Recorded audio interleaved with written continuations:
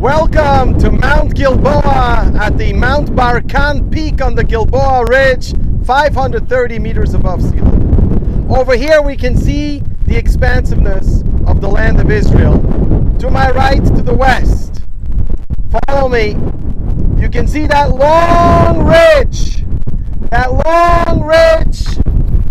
runs from south to north in the haze. That's the Mount Carmel ridge. Over there on Mount Carmel, Eliyahu Hanavi brought down fire and water to bring the Jewish people back to do tshuva. Coming closer, on our Gilboa ridge right here, these wooden peaks here, that's the Ketef Shaul, the Shaul ridge, Shaul HaMelech, who came from the south, trying to unify the tribes of Benjamin and Ephraim and Menashe with the tribes in the Galilee, failed here against the Plishtim, who brought his rule to an end at Hara Gilboa. And if we're going a little further and a little bit back in history, we have this hill in the middle, elongated hill in the middle, that's called Givat HaMoreh. Givat HaMoreh is the place where Gideon won a stunning victory against the Midianites. And then we're going towards the middle, beyond the brown and green fields there in the valley, a nice bump sticking out, that's Hara Tavor. From there, Lech umashachta el Hara Tavor, says Dvorah to Barak ben Avinoam, and from there the Israelite army comes storming down, destroying the Canaanite army of Sisera, who was the general of the king of Chatzor, much further north that we're looking now. Further north, at the horizon, you can see Mount Meron, Har Meron, where Rashbi, Rabbi Shimon Bar Yochai, is buried over there. And beyond that, going a little bit further to the east, at the horizon, first we have the ridges of the lower Galilee, and at the horizon then, we're seeing over towards the Golan Heights already. And then closer, further to the east, the Gilad Mountains in Jordan, the kingdom of Jordan, the mountains of Gilad. Gilad Yiftach HaGiladi came from over there and won a stunning victory against the Moabites over there. And if we're going further back in Chumash, so the caravan that was involved in the sale of Yosef, a caravan came from Har Gilad, Midianites came from Har Gilad over to here, and now we're going southwards. We're back on the ridges here of Mount Gilboa, and we're looking south towards the Shomron Mountains. And if you're looking at the large mountain in the middle, in the haze, that is Har Eval. At Har Eval, that's where Yoshua ben Nun made the covenant of the nation that came to the country with Ar Haish and Baruch Haish, the mountain of the blessings and of the curses, Har Eval, and the mountains of the Shomron right next to it. So here we can see the entire country across from us. And now I'd like to show you results on a map. Let's go over here.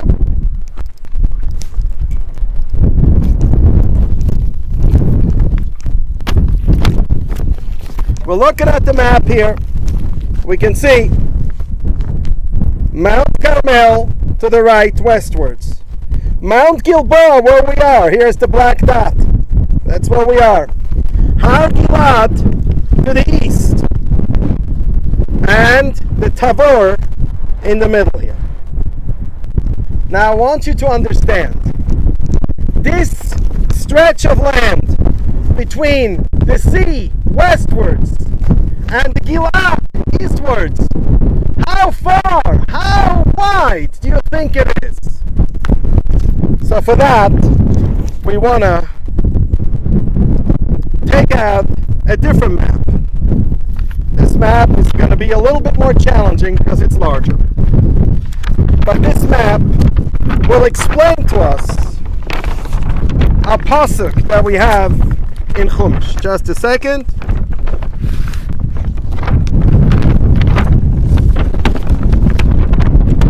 Here we go. Look at the map. You can see Eretz Canaan, where we are, Eretz Yisrael, 50 kilometers up here. And a little bit further south, 60 kilometers. And a little bit further south, 100 kilometers wide, between the sea and the Gilad. Now you compare that to Egypt, and don't be disturbed when I use Upper Egypt and Lower Egypt. Upper Egypt means higher up, altitude. Lower Egypt means low down by the Mediterranean.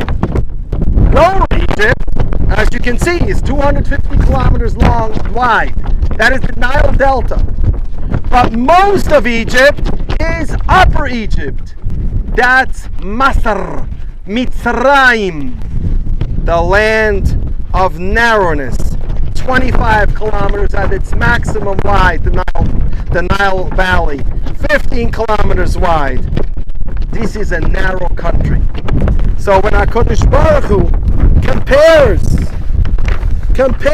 the countries, and he speaks to the Jewish people, actually he speaks to Moshe Rabbeinu. He speaks to Moshe Rabbeinu in Parsha Shmot, by the burning bush. Vayereh, that will go down lahatzilo, to save the Jewish people miad Mitzrayim, from the Mitzrim. La'alot oto min haaretz ha'im, to bring them up from that country. El eretz tova, to bring them to a good land. Urechava, and a vast, a wide land. El eretz zavat chalav udvash, a land flowing with milk and honey. What's pshat rechava? What's pshat rechava? Go with the camera that way one more time and look to the west. That's Mount Carmel. And now make a turn whichever way you want, northwards, and come to the east, and you'll see at the most you'll have something like 60 kilometers at the most between the Carmel and the Gilad. That is called wide. That's called Rachav. Eretz Rechava. Meile Eretz Tova. I can understand Tova. I can understand Zavat Chalav Dvash, flowing with milk and honey. But what do you mean by wide? That's wide. You can see it with your own, with your eyes. Like, that's not wide. So there's got to be something much deeper here. But for that we have Rabbi Roll. Let me just share with you one more thing. Chazal in their wisdom added another word to this phrase. When we bench, we say Noidelecha al eretz chemda toiva urechava. The Torah tells us toiva, good, urechava. And Chazal realized that maybe there's something difficult with this rechava. So we'll tighten it up. We're going to explain it. How? Chemda. Something desirable. Everybody wants Eretz Yisrael. From time immemorial. The Egyptians wanted it, and the Mesopotamians wanted it, the Assyrians and the Babylonians, and then afterwards the Persians and the Greeks and the Romans, and afterwards the Arabs, and in the Middle Ages the Europeans, the Crusaders, and all the nations, the Turks, you name it, the Arabs, the Turks, and then the Europeans came back. And Baruch Hashem, HaKadosh Baruch Hu brought us back to Eretz Chemda, to Eretz Yisrael. But the nations don't want us to have it. The Arabs don't want us to have it. The nations are arguing and saying, oh, this part, that part, you know. It's Eretz Chemda. It's desirable. Everybody wants it. What's pshat? So if I was a lady, and if this was a ladies group here, I would tell my spectators here, I would tell my public here, look at your jewelry. Do you have a diamond? How large is it?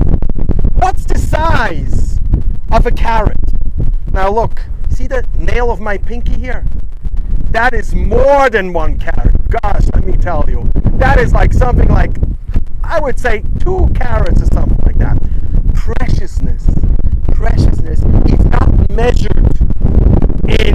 eyes, preciousness is measured in value, in desirability. Eretz Yisrael is not a huge country. This is not the tundras of Siberia and not the prairies of America.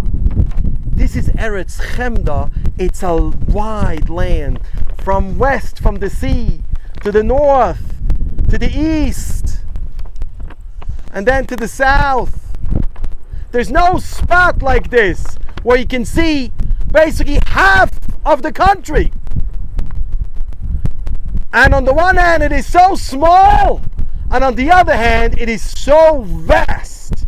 It's vast because everybody wants it. Everybody desires it. Unlike Mitzrayim, which is tsar, which is narrow, it's got to do with not letting people out, not letting people to develop. Eretz Yisrael is Eretz Asher Hashem Doresh Ota Mireis Shana ad Achriz Shana Eretz Chemda Toiva Urchava.